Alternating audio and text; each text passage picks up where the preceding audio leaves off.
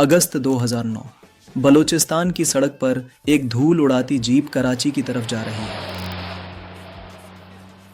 Jeep में Rahman Bloch उर्फ रहमान डकैत सफर कर रहा था। वो समझ रहा था कि वो अपनी मंजिल की तरफ बढ़ रहा है, लेकिन असल में वो अपनी मौत की जानिब बढ़ रहा था। मौत जो मुहाफिजों की सूरत में नाका लगाए खड़ी थी। एक फौजी वर्दी वाले ने जीप को रुकने का इशारा किया। ड्राइवर ने सरदार रहमान की तरफ देखा। उसने सर के इशारे से गाड़ी रोकने की इजाजत दी। गाड़ी हल्के से झटके से रुकी, मगर फौजी ऑफिसर जीप के करीब आया तो रहमान को जोर का झटका लगा। फौजी वर्दी में कोई और नहीं बल्कि पुलिस अफसरान थे, जिनमें उसका जानी दुश्मन चौधरी असलम भी मौजूद था। सीनियर साफियों के मुताबिक चौधरी असलम के साथ इरफान बहादुर और उमर शाहिद हामिद समेत पूरी टीम थी। रहमान बलोच और इसके साथी को गिरफ्तार करके ले जाया गया। 2 दिन बाद इसकी पुलिस मुकाबले में मारे जाने की खबर है। अब्दुल रहमान बलोच उर्फ रहमान डकैत की पूरी कहानी हम आपको पिछली वीडियो में बता चुके हैं। आज बात करेंगे उसको मुकाबले में मारने वाले चौधरी असलम की। सीआईडी के चौधरी असलम का ये पहला मुकाबला नहीं था, बल्कि वो तो मशहूर ही एनकाउंटर स्पेशलिस्ट था। अब तक 55 नहीं 156 के करीब एनकाउंटर कर चुका था। मगर क्या वो सारे मुकाबले असली थे या सबके सब जाली? चौधरी असलम हीरो था या विलन, नायक था या खलनायक? ये बुज़दिलाना कार्रवाइयाँ करा के मुझे डराना चाहते हैं कि मैं इन चीज़ों से बाज आ जाऊंगा। मैं इनकी नस्लों को, इन्होंने शेर के मुंह में हाथ डाला है, इनकी नस्लें भी याद रखेंगी कि इनको कौन मिला है। इनकी मैं नस्लों को तबाह कर दूंगा। चौधरी असलम ने रहमान डकैत के अलावा और कौन कौन से हाई प्रोफाइल टारगेट्स को मुकाबले में मारा? मानसेहरा का पठान खुद को चौधरी क्यों कहलवाता था? सिंध पुलिस के ईगल स्क्वाड से लियारी के चील चौक तक के सफर में क्या क्या हुआ, आज इस वीडियो में हम आपको सब कुछ बताएंगे। एक हाथ में पिस्तौल, एक हाथ में सिगरेट, कलफ लगा सफेद शलवार कमीज। इस हुलिये के साथ चौधरी असलम लियारी की गलियों में कई दिनों से डंडनाते रहे थे। अफशानी गली समेत कई गलियों में सीआईडी की टीम ने कई दिन तक घेराव किया था। गैंग वॉर के मुलजमान और उनके सामने फायरिंग होती थी। कई पुलिस अहलकार भी मारे गए, मगर सरदार उजैर जान बलोच चौधरी असलम के हाथ नहीं आए। कुछ लोग इसे प्लांटेड ऑपरेशन भी कहते हैं। फायरिंग का तबादला है क्योंकि दोनों तरफ से फायर की जा रहा है। ये आप देख सकते हैं कि दोनों तरफ से फायरिंग हो रही है। ये चारों तरफ से ये फायरिंग। मगर चौधरी असलम के मुताबिक यह ऑपरेशन नहीं था, बल्कि एक छापा था और इसमें उन्हें पूरी कामयाबी मिली। उसके बाद जिन्होंने सीवीओ पे ब्लास्ट हुए उनको पकड़ लिया, जो अब्दुल्ला शाह गाजी पे ब्लास्ट हुए वो पकड़ लिए, जिन्होंने रमी क्लब पे हमला किया वो पकड़ लिए। लियारी गैंग और पीपल अमन कमेटी के खिलाफ चौधरी असलम की यह पहली कार्रवाई नहीं थी, बल्कि 2004-05 में जब लियारी टास्क फोर्स बनाई गई, तब से वो लियारी गैंग्स के पीछे लगे हुए थे। सरदार रहमान बलोच के खिलाफ ऑपरेशन की तफसील हम अपनी पिछली वीडियो में आपको बता चुके हैं। बहरहाल अगस्त 2009 में एक सो कॉल्ड एनकाउंटर में रहमान बलोच का मारा जाना चौधरी असलम की बहुत बड़ी कामयाबी थी। बहैसियत एसएसपी ईस्ट इन्वेस्टिगेशन इस बात की तस्दीक करता हूँ कि ये रहमान डकैत। मगर चाहे सीनियर स्टाफ हो या अहले खाना, वो हमेशा इस मुकाबले पर सवाल उठाते रहे।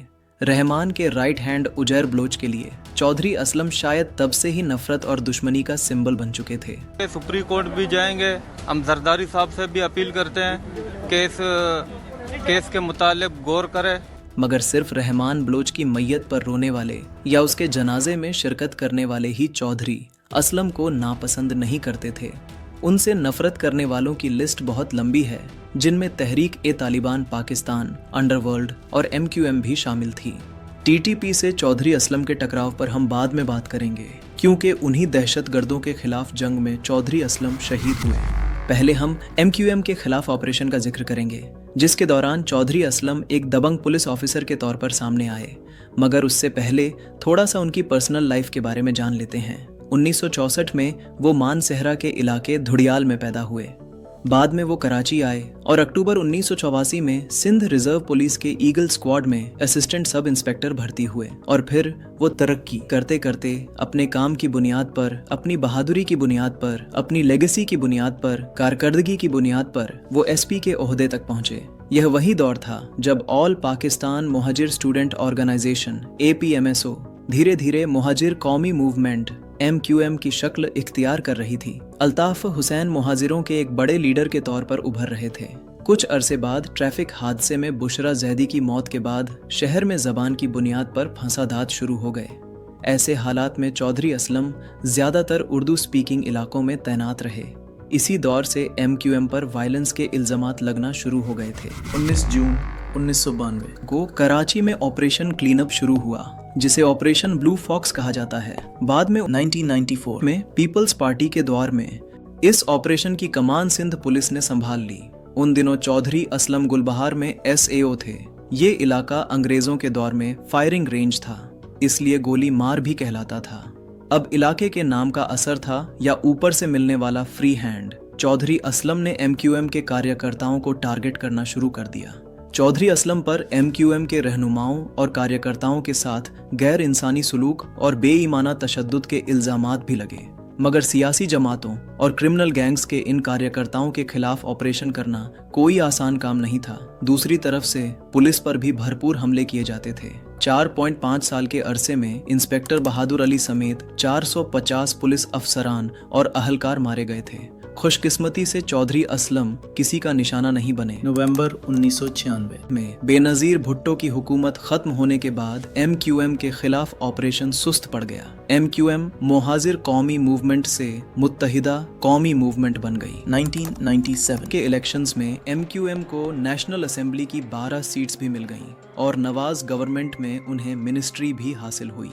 बाद में फिर हुकूमत और MQM के दरमियान अनबन हो गई और MQM हुकूमत से अलग हो गई, मगर इस दौर में भी MQM और चौधरी असलम की दोस्ती अभी तक कायम नहीं हुई थी। 25 फरवरी 1999 को चौधरी असलम को DSP नाजिमाबाद लगाया गया। बाद में मुशर्रफ दौर के आगाज में वो special branch Larkana, SRP Sukkur और anti car lifting cell Karachi में अपनी सर्विसेज देते रहे।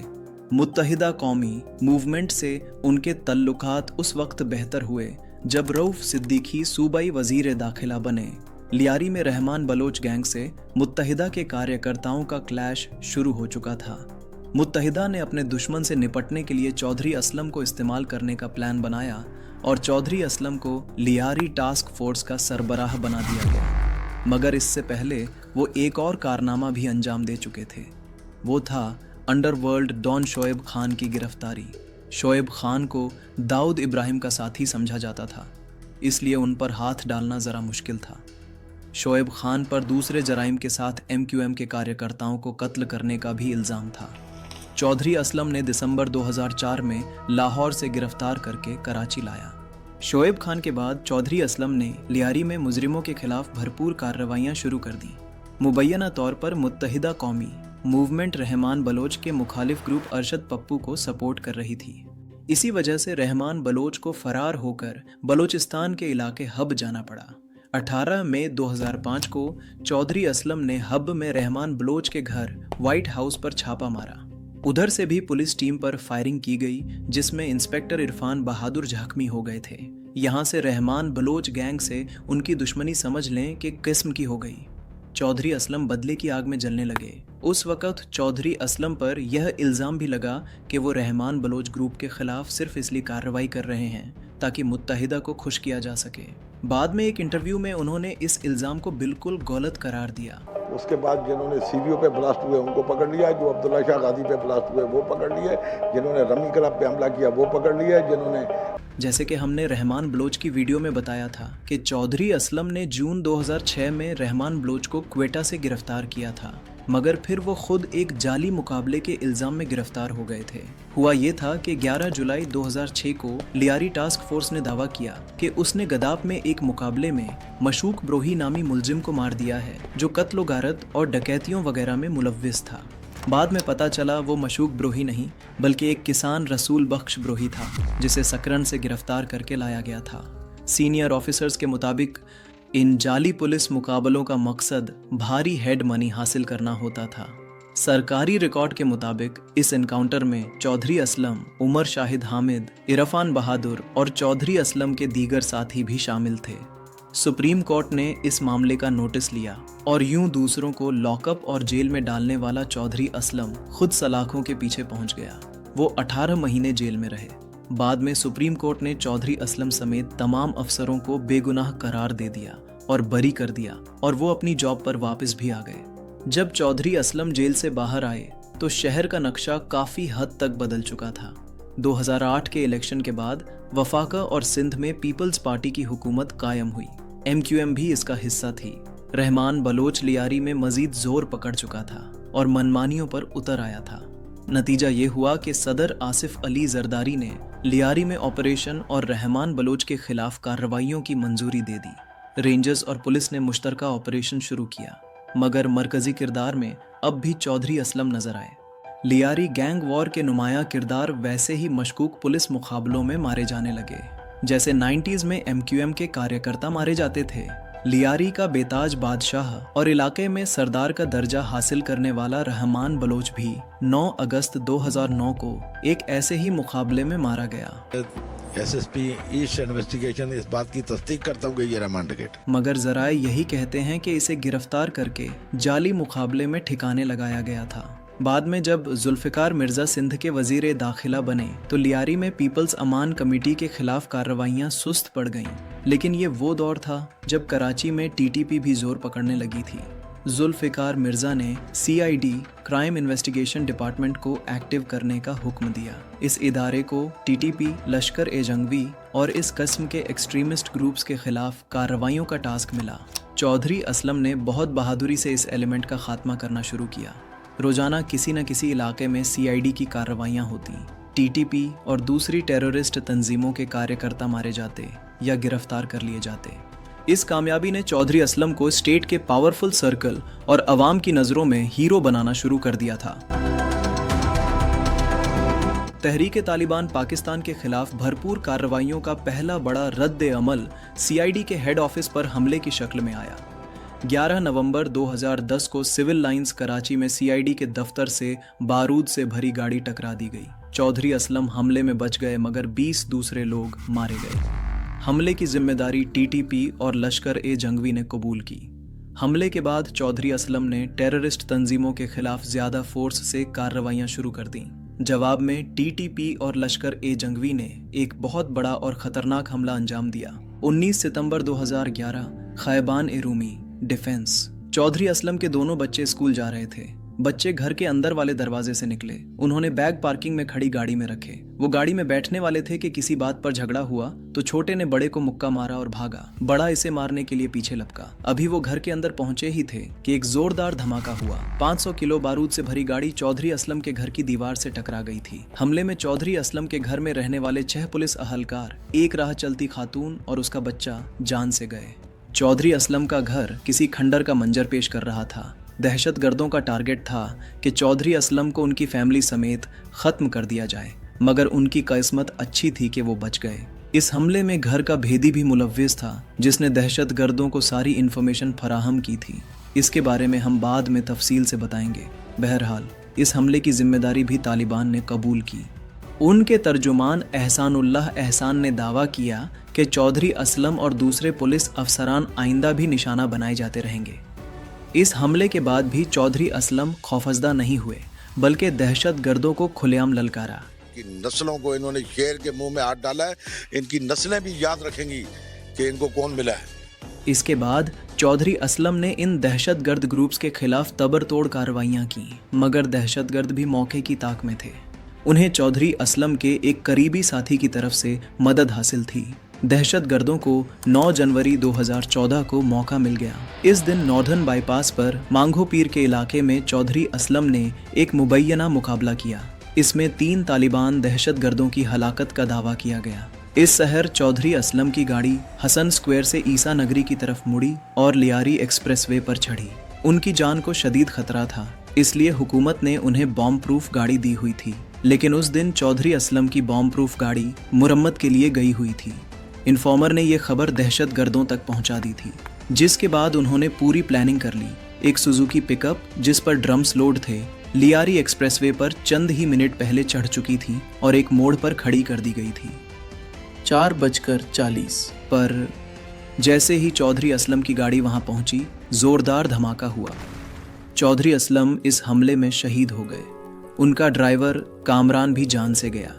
चौधरी असलम पर इस हमले की जिम्मेदारी इस बार भी तहरीक तालिबान पाकिस्तान ने कबूल की। उनके तर्जुमान शहीदुल्लाह शहीद ने कहा कि चौधरी असलम को इसलिए मारा गया क्योंकि उन्होंने टीटीपी के 50 से ज्यादा कार्यकर्ताओं को हलाक किया था। सीआईडी के मुताबिक ये खुदकुश हमला था और मुबैना खुदकुश बमबार की शनाख्त 26 साला नईमुल्लाह सिद्दीकी वल्द रफ़ीउल्लाह सिद्दीकी के नाम से हुई। उसका हवाई तल्लुक मोहम्मद एजेंसी से था, मगर वो कराची की कस्बा कॉलोनी में रहता था। मुखबिर ड्राइवर कामरान। बाद में काउंटर टेररिज्म डिपार्टमेंट ने हमले में मुलव्विस मजीद 4 दहशतगर्दों को गिरफ्तार किया। उन लोगों से इन्वेस्टिगेशन में पता चला कि चौधरी असलम का ड्राइवर कामरान दहशतगर्दों का इन्फॉर्मर था। सितंबर 2011 में जब उनके घर पर हमला हुआ था तब भी इसी ने मुखबिरी की थी और जनवरी 2014 में बॉम्ब प्रूफ गाड़ी न होने की इंफॉर्मेशन भी इसी ने दहशतगर्दों को दी थी। सीआईडी हुक्काम के मुताबिक कामरान पुलिस में भर्ती से पहले भी लश्कर ए जंगवी का हिस्सा था। पुलिस में आने के बाद कुछ अरसे के लिए इसने जंगवी से तल्लुक खत्म किया था। फिर जब चौधरी असलम ने तालिबान और दूसरे शिद्दत पसंदों के खिलाफ कार्रवाई शुरू की तो कामरान की हमदर्दियां दोबारा लश्कर के साथ हो गई थीं और वो लश्कर के रहनुमा नईम बुखारी से राब्ते में आ गया था। नईम बुखारी को बाद में गिरफ्तार कर लिया गया। उसने सीटीडी को बताया कि तालिबान और लश्कर ए जंगवी ने चौधरी असलम के कत्ल की प्लानिंग 6 महीने तक की। चौधरी असलम की शहादत की खबर ने इंटरनेशनल मीडिया में भी जगह बनाई।